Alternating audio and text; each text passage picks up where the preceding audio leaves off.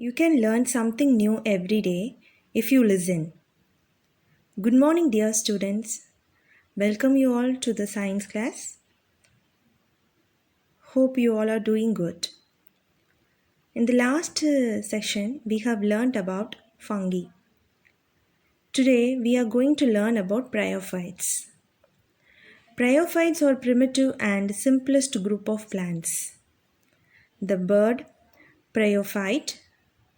Bryon means moss and phyton means plant. Was coined by Brown. The study of bryophytes is called bryology. The gametophytes lack vascular tissue, that is xylem and phloem. So, the bryophytes does not possess xylem and phloem. They are called amphibians of the plant kingdom because they can live in soil but need water for sexual reproduction. They occur in damp, humid, and shaded localities. Sexual reproduction is oogamous type. The sex organs are antheridia, that is male, and oogonia, that is female, which are always multicellular. As you can see in the picture, we can able to understand that the sexual reproduction is undergoes by oogamous type. The male gamete are motile and biflagellate called antherozoids produced in male sex organ called antheridia. The female sex organs is called archiconium, is flask shaped having venter and long neck. The egg is retained within the archiconial venter so that fertilization is internal. Presence of water is necessary for fertilization and dehiscence of sex organs. Antherozoids are released into water where they come in contact with archiconium.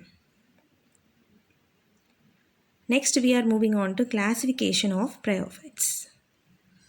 Bryophytes are classified into three classes. They are Hepaticae, Anthoceratae, and Musci. Then, economic importance. Bryophytes prevent soil erosion.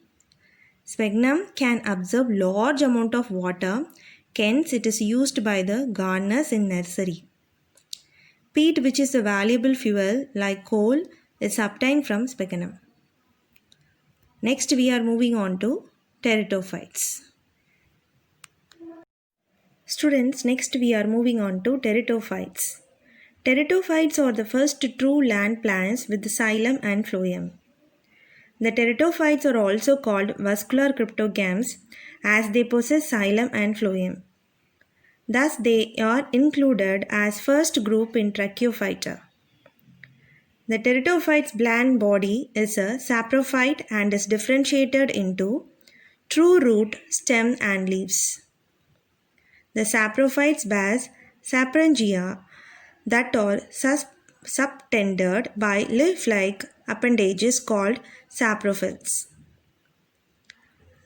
Sporangia produces spores by meiosis in spore mother cells. The spores germinate to give inconspicuous, small, multicellular, free-living, mostly photosynthetic thalloid gametophytes called prothallus.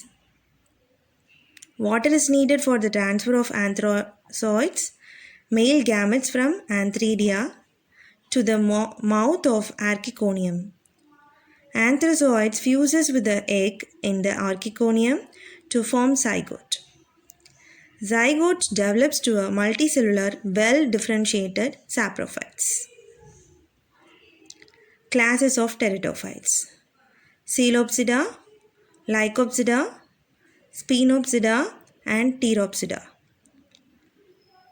Next, we are moving on to economic importance. The teratophyte has the economic importance for the first one.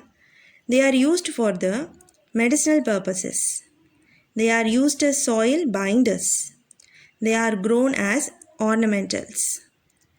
Still more, they have the rhizosome and petioles of teratophytes yield the vermifuge drug.